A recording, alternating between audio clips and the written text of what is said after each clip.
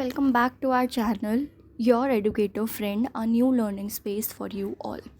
तो आज के लेक्चर में हम मैक्रो इकोनॉमिक्स का यूनिट 1 का चैप्टर 2 डिस्कस करने वाले हैं। Chapter 2 of national income and related aggregate, जिसका नाम है basic concepts of macro economics. तो आज के जो लेक्चर में हम डिस्कशन करने वाले हैं वो रहने वाला है कॉन्सेप्ट ऑफ गुड्स पे और फैक्टर और ट्रांसफ़र इनकम पे। तो let us start this video and discuss this in detail. ठीक है, तो इसी के साथ शुरू करते हुए हमारा पहला टॉपिक है कॉन्सेप्ट ऑफ गुड्स, जिसमें फर्स्ट हेड है फाइनल एंड इंटरमीडिएट गुड्स।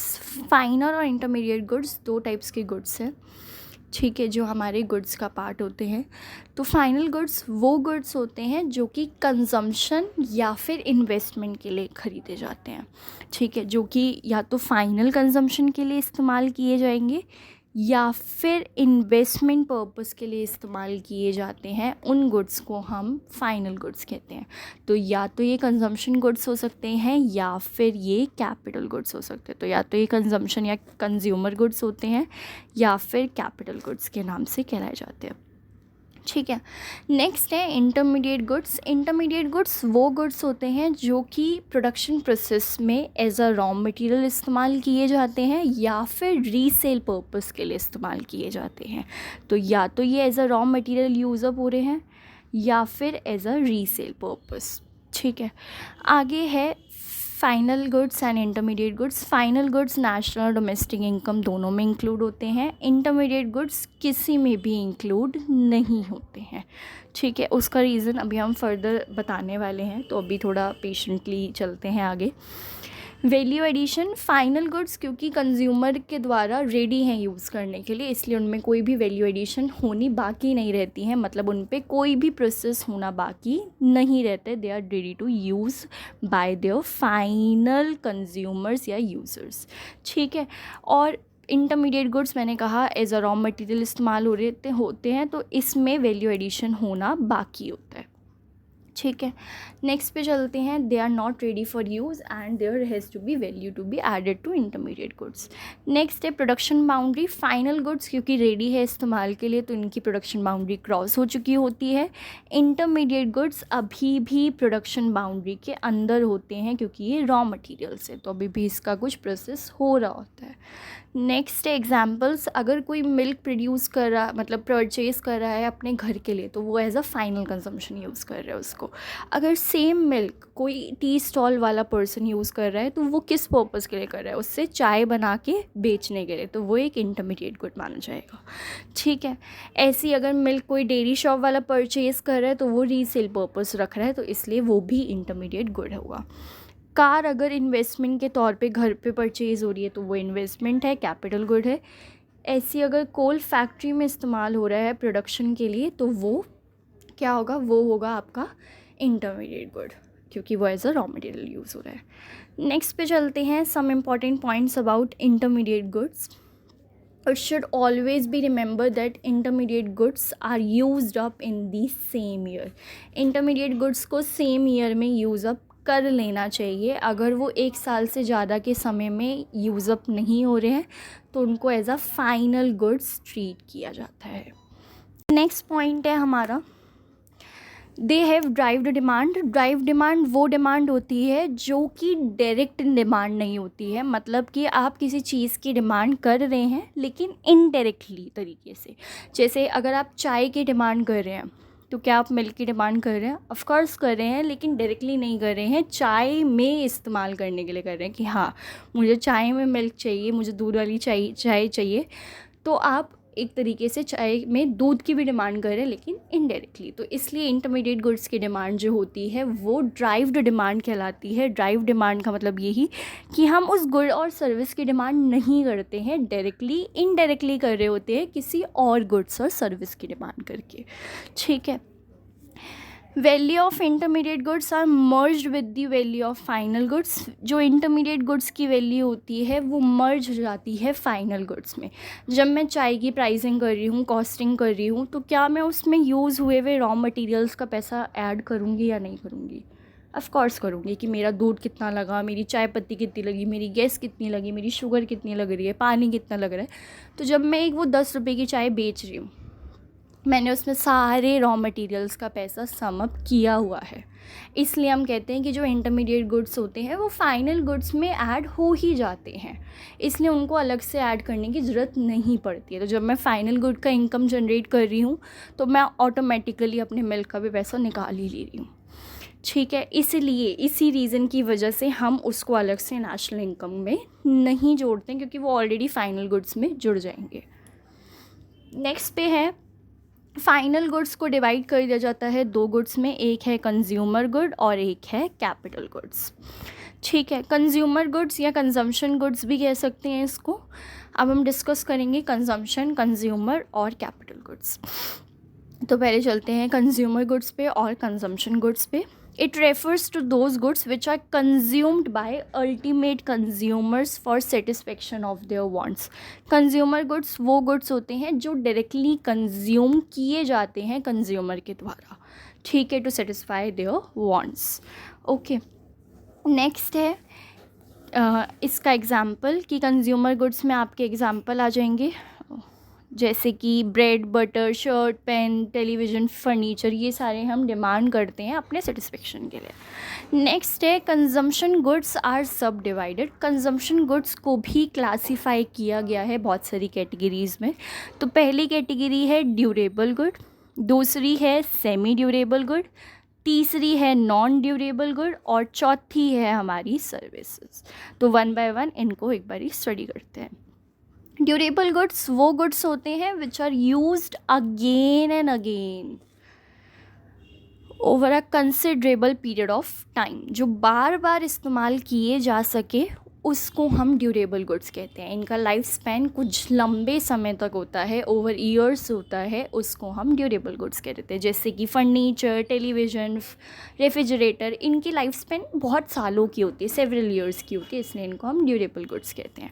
फिर आते हैं semi durable goods. Semi durable goods वो गुड्स होते हैं जो इतने लंबे समय तक नहीं चल पाते बट फिर भी अच्छा खासा टाइम स्पैन दे देते हैं हमें, ठीक है। तो जैसे कि हो गए हमारे कपड़े, क्लोथ्स, क्रॉकरी, शूज़, कि ये भी हमारे साथ अच्छा टाइम बिता लेते हैं। नॉट दैट लॉन्ग बट हाँ, एक considerable limited amount of time हमारे साथ बिता सकते हैं। फिर है non durable goods. Non durable goods वो होते हैं जो बिल्कुल भी ड्यूरेबल नहीं होते हैं, जो सिंगल एक्ट ऑफ कंजम्पशन में ही ख़त्म हो जाते हैं। सिंगल एक्ट ऑफ कंजम्पशन का मतलब क्या है कि एक बार इस्तेमाल करते ही ख़त्म हो जाएंगे। जैसे कि जो भी ईटेबल आइटम्स होते हैं, ब्रेड, बटर, कि अगर आपने एक बार कंज्यूम कर ले you can't reuse it, okay. फिर नेक्स्ट है services. Services non material goods होते हैं, ये कोई गुड्स नहीं है, ये एक प्रकार की इंटेंजिबल एक्टिविटीज़ होती हैं जिनको आप छू नहीं सकते, देख नहीं सकते।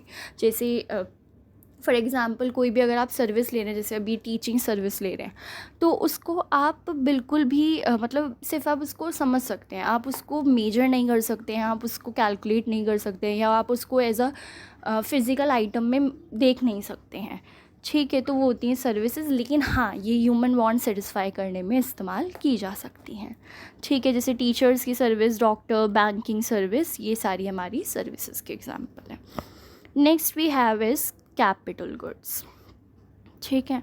एक बार ये सम अप कर देते हैं कंजम्पशन या कंज्यूमर गुड्स। कंजम्पशन गुड्स वो होते हैं जो हमारे ह्यूमन वांट्स को डायरेक्टली सेटिस्फाई करते हैं, जिनको हम फाइनल कंजम्पशन के लिए इस्तेमाल कर सकते हैं, ठीक है। इसमें ईटेबल्स आ जाएंगे या जो भी हम अपने बेनिफिट के लिए, अपने सेटिस्फेक्शन के लिए यूज़ अप कर रहे हैं। फिर इनकी कैटेगरीज थी durable, semi durable, non durable and services. Durable जो बहुत अच्छा समय बिताते हैं, लॉन्ग टाइम देते हैं, सेमी ड्यूरेबल जो इतना लॉन्ग नहीं देते हैं, एंड नॉन ड्यूरेबल जो एक ही बार में ख़त्म हो जाते हैं। और सर्विसेज वो एक्टिविटीज़ होती हैं जो फिज़िकल नहीं है बट हाँ हम उससे सेटिस्फाई हो पाते हैं। फिर आते हैं capital goods. Capital goods are those goods which are purchased only for, just a second, only for producing other good and can be repeatedly used in the production process. Capital goods वो goods होते हैं जो कि किसी और good को बनाने में इस्तेमाल किए जाता है, और गुड को बनाने में मदद करता है और उसको हम बार बार इस्तेमाल कर सकते हैं। तो ये रॉ मटेरियल तो नहीं है, ये एक ऐसा आइटम है जिसको आप बार बार यूज़ अप कर सकें, जैसे मशीनरी, इक्विपमेंट, प्लांट, बिल्डिंग। ये वाले जो गुड्स होंगे ये हमारे कैपिटल गुड्स कहलाएंगे, ठीक है, जिनको आप बार बार इस्तेमाल कर पाएँ। नेक्स्ट है some important points about capital goods. They are used in future for productive purposes and have expected lifespan of several years. ये productive purpose के लिए इस्तेमाल होते हैं और इनकी अच्छी खासी लाइफ स्पैन होती है। तो मतलब कैपिटल गुड्स ड्यूरेबल होते हैं, अच्छा लाइफ स्पैन दे देते हैं। फिर है they do not lose their identity in the production process, क्योंकि ये रॉ मटेरियल नहीं है। मैंने अभी कहा कि ये रॉ मटेरियल है नहीं, ये बार बार इस्तेमाल किए जा सकते हैं। मैंने कहा कि ये रॉ मटेरियल नहीं है, तो इसका मतलब क्या है, ये मशीनरीज़ हैं। तो क्या आप मशीनरी को बार बार इस्तेमाल कर सकते हो? कोई फैक्ट्री में अगर आपके पास मशीन है किसी आइटम को बनाने की, क्या वो बार बार इस्तेमाल हो सकती है? बिल्कुल हो सकती है। और वो क्योंकि रॉ मटेरियल नहीं है तो वो अपनी आइडेंटिटी खोने नहीं वाला है उस प्रोडक्शन साइकिल में, ठीक है। They do not get merge into production process, कि यही है कि ये प्रोसेस में मर्ज नहीं हो जाते हैं, ये अपनी आइडेंटिटी लूज़ नहीं करते। मशीनरी रहेगी, वो चेंज नहीं हो जाएगी क्योंकि वो रॉ मटेरियल नहीं है, ठीक है। They need repairs and replacement over time, they depreciate over a period of time. हमें पता है कि सारी फिक्स्ड एसेट्स डेप्रीशिएट होती हैं, उनकी वैल्यू कम होती रहती है, टाइम के साथ साथ वो ख़राब होती रहती हैं, इसलिए उनको रिपेयर्स और रिप्लेसमेंट की नीड पड़ती रहती है। रिपेयर्स मतलब मेंटेनेंस और रिप्लेसमेंट मतलब उनको चेंज करना पड़ता है। Capital goods have derived demand, इनकी भी डिमांड ड्राइव होती है क्योंकि हम अगर कंज्यूमर्स हैं, हम मशीनरी की डायरेक्टली डिमांड नहीं करेंगे, हाँ, लेकिन उससे बनने वाले आइटम की डिमांड ज़रूर करने वाले हैं। तो इसलिए हम उसके बने हुए गुड की डिमांड करते हैं, ना कि उसकी। तो इनडायरेक्टली हम कहीं ना कहीं इसकी भी डिमांड कर रहे हैं कि हम इस मशीनरी की डिमांड कर रहे हैं, क्योंकि अगर हम वो आइटम जो इससे बना है वो कंज्यूम कर रहे हैं तो इनडायरेक्टली हमने इस मशीनरी की डिमांड कर दी। नेक्स्ट है प्रोड्यूसर गुड्स। प्रोड्यूसर गुड्स वो गुड्स होते हैं जो कि प्रोडक्शन में मदद करते हैं, ठीक है। अब इसमें दो प्रोड्यूसर गुड्स होते हैं, एक वो जो रॉ मटेरियल्स होते हैं और एक वो जो मशीनरीज है, लाइक कैपिटल गुड्स, ठीक है। तो प्रोड्यूसर गुड्स दो टाइप के होते हैं, एक है कैपिटल गुड्स और एक है हमारा इंटरमीडिएट या फिर single use producer good. Intermediate या फिर सिंगल यूज़ प्रोड्यूसर गुड, ठीक है। तो कैपिटल गुड्स वो गुड्स होते हैं जो प्रोडक्शन प्रोसेस में बार बार इस्तेमाल किए जा सकते हैं, जैसे मशीनरी।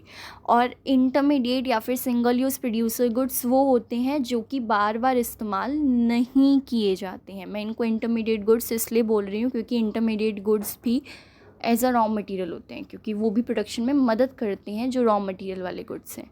तो ये प्रोडक्शन प्रोसेस में बार बार इस्तेमाल नहीं होते हैं, जैसे कोल हो गया, वुड हो गया, ये बार बार आप इस्तेमाल नहीं कर सकते। अगर एक बार आपने वुड से फर्नीचर बना दिया तो आप उसको फिर से कैसे कुछ और में चेंज कर सकते हो? वो तो ख़त्म हो गया ना, उस वुड का फर्नीचर बन गया, it has change into a final good.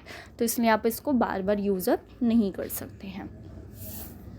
Next है हमारे पास all consumer goods are producer goods but all producer goods are not capital goods, कि जो सारे कैपिटल गुड्स होते हैं वो प्रोड्यूसर गुड होंगे ही होंगे, लेकिन सारे प्रोड्यूसर गुड्स कैपिटल गुड्स नहीं होते हैं।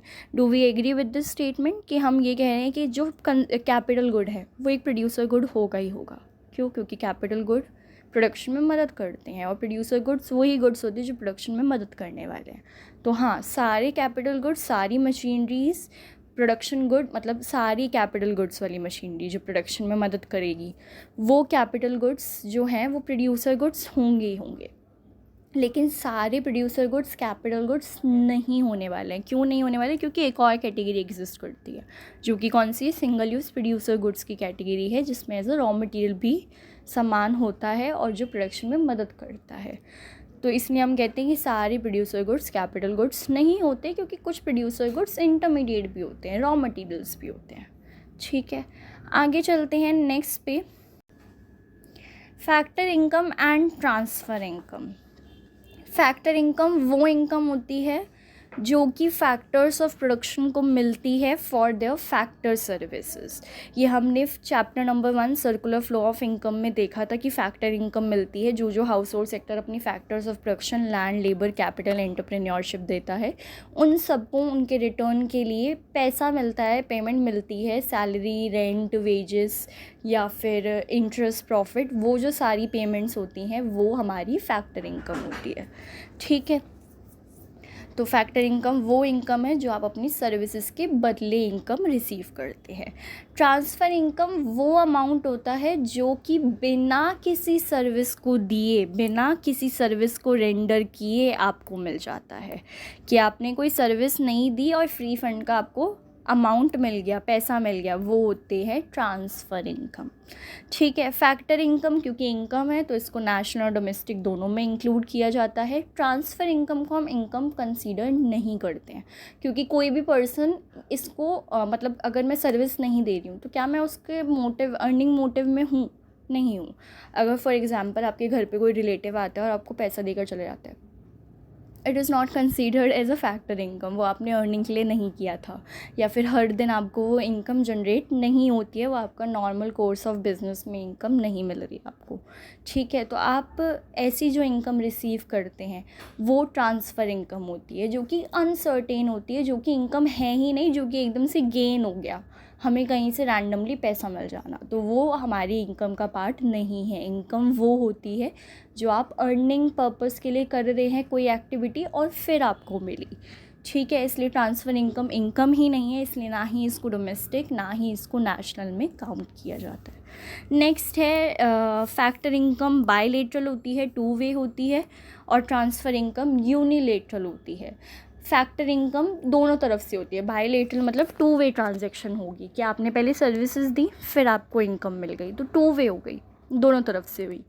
ठीक है, ट्रांसफ़र इनकम 1 वे होती है, आपकी वो आपको पैसे देकर चली गई, 1 वे हुआ, आपने उनको इन रिटर्न कुछ नहीं दिया था, आपने कोई सर्विस नहीं दी थी।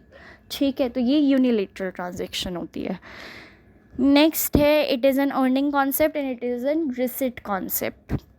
फैक्टर इनकम अर्निंग के लिए किया जाता है, मैं अगर कोई सर्विस दे रही हूँ तो मैं पैसा कमाने के लिए कर रही हूँ। ठीक है, ट्रांसफ़र इनकम, अब जैसे कोई भी एकदम से पैसा मुझे मिल गया, वो रिसिट कॉन्सेप्ट है, वो मैंने पैसा कमाने के लिए नहीं किया था, वो मुझे अनसर्टेनली या फिर एकदम से गेन हो गया, प्रॉफिट्स हो गए, कहीं से भी मुझे बस पैसा मिल गया, तो ये एक रिसिट कॉन्सेप्ट माना जाता है कि हमें बस अमाउंट रिसीव हो गया, मैंने उसके लिए ना ही कुछ सर्विस दी ना ही मैंने कुछ किया। ठीक है, नेक्स्ट है रिसिपेंट। फैक्टर इनकम जो मिलती है वो फैक्टर्स ऑफ प्रोडक्शन को मिलती है उनकी सर्विसेज के लिए। ट्रांसफ़र इनकम जो मिलती है वो हाउस होल्ड्स को और गवर्नमेंट सेक्टर्स को मिल जाती है। फिर है एग्जाम्पल, फैक्टर इनकम का हो जाएगा रेंट, वेजेस, इंटरेस्ट, प्रॉफिट, जो फैक्टर्स ऑफ प्रोडक्शन को मिलता है। रेंट मिलता है लैंड को, लेबर को वेजेस, इंटरेस्ट मिलता है कैपिटल को, और प्रॉफिट मिलता है एंटरप्रेन्योर को। नेक्स्ट है एक सेकेंड, ये दिख नहीं रहा होगा, स्कॉलरशिप ट्रांसफ़र इनकम का एग्जांपल है, old age pension transfer income, unemployment allowance, remittances. ठीक है, तो स्कॉलरशिप, अब क्या मैंने स्कॉलरशिप रिसीव करने के लिए कोई किसी को सर्विस दी? बिल्कुल नहीं, मेरे को ये एकदम से रिसीव हो गई, क्यों? For being a brilliant student, या फिर अच्छा परफॉर्म करने के लिए एग्ज़ाम्स में। ठीक है, तो स्कॉलरशिप जो मिली वो बिना कोई सर्विस दिए मिली। ओल्ड एज पेंशन, जो ओल्ड एज पीपल होते हैं उनको पेंशन मिलती है, क्या वो कोई सर्विस दे रहे हैं गवर्नमेंट को? बिल्कुल भी नहीं, फिर भी उनको अमाउंट रिसीव हो रहा है, तो ये भी अर्निंग के लिए नहीं था, कोई सर्विस नहीं दी थी, फिर भी मिला, तो इसलिए ये ट्रांसफ़र इनकम का पार्ट हुआ। अनएम्प्लॉयमेंट अलाउंस, क्या अनएम्प्लॉयमेंट के लिए अलाउंस मिल रहा है, पैसा मिल रहा है अनएम्प्लॉयमेंट लोगों को, तो फिर ये भी कोई सर्विस नहीं दी गई, इसलिए ट्रांसफ़र इनकम है। फिर है रेमिटेंसेस। रेमिटेंसेस का मतलब यही होता है कि कुछ पैसा मिल जाना किसी रिलेटिव से या फिर किसी फैमिली मेम्बर से for as a pocket money, या फिर आपके खर्चों के लिए या फिर आपकी हेल्प के लिए, तो वो रेमिटेंसेस होते हैं। अब यहाँ पर भी आपने कोई सर्विस नहीं दी, इसलिए ये भी ट्रांसफ़र इनकम होगा। ठीक है, आज के लिए इतना ही, will continue with next part, इसके आगे का। ठीक है, तब तक के लिए stay tuned and Please like, comment, subscribe to our channel and press the bell icon for upcoming notifications of the videos. Thank you and bye bye.